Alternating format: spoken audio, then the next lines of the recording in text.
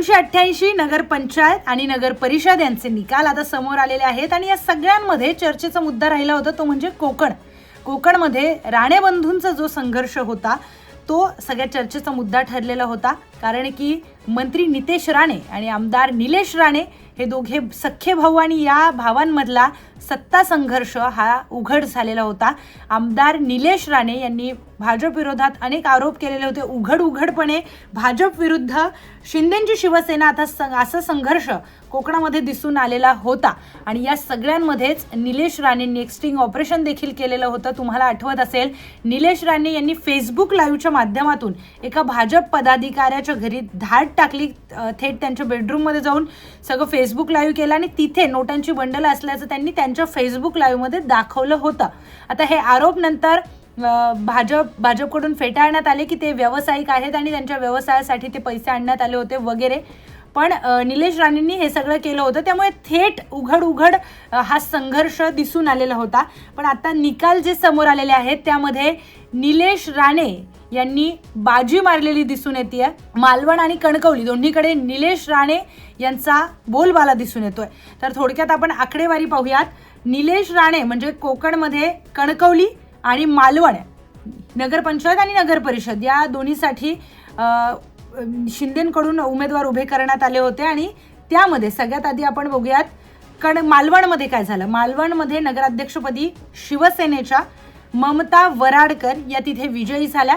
शिवसेनेचे 10 जागांवर जे काही नगरसेवक उभे होते ते 10 जागांवर विजयी झाले आणि भाजपला इथे फक्त 5 जागा मिळाल्या।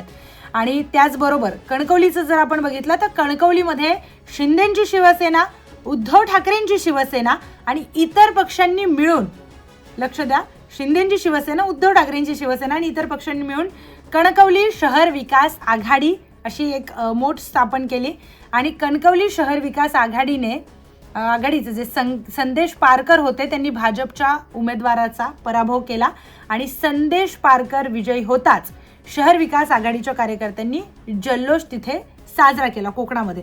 तर सिंधुदुर्ग जिल्ह्यातील ह्या दोन महत्त्वाच्या, एक नगरपंचायत आणि एक नगर परिषद होती, कणकवली आणि मालवण। आता या नगर परिषदेची निवडणूक ही प्रतिष्ठेची निवडणूक झाली होती कारण राणे विरुद्ध राणे संघर्ष इथे दिसून आलेला होता। शिवसेना आणि भाजप या लढाईमध्ये आमदार निलेश राणेंची सरशी असल्याचं दिसून आलेलं आहे कारण आकडेवारी ते सांगते। बाकी नंतर त्यांनी अधिवेशनामध्ये भाजपचे जे अध्यक्ष आहेत, महाराष्ट्राचे प्रदेशाध्यक्ष रवींद्र चव्हाण यांच्याशी नंतर आमदार निलेश राणे यांचा संवाद साधताना हे बघायला मिळाले, त्यांचा व्हिडिओ देखील समोर आलेला होता। त्यामुळे आमचा काही वैयक्तिक वाद नाही असं देखील निलेश राणे यांच्याकडून सांगण्यात आलेलं होतं। तेव्हा आता आत्ताचे रिझल्ट जेव्हा समोर आले तेव्हा निलेश राणे म्हणाले की एका डोळ्यामध्ये अश्रू आहेत आणि एका डोळ्यामध्ये आनंद आहे, कारण की जो आमचा विरुद्ध पक्ष होता तो आमचा महायुतीतला घटक पक्ष आहे, त्यामुळे आमच्या एका डोळ्यामध्ये अश्रू आणि एका डोळ्यामध्ये आनंद आहे। तसं जर बघायला गेलं तर शिंदेंच्या शिवसेनेची सरशी ही कोकणामध्ये दिसून आलेली आहे या दोन महत्त्वाच्या नगरपंचायत आणि नगर परिषदेच्या निवडणुकीमध्ये।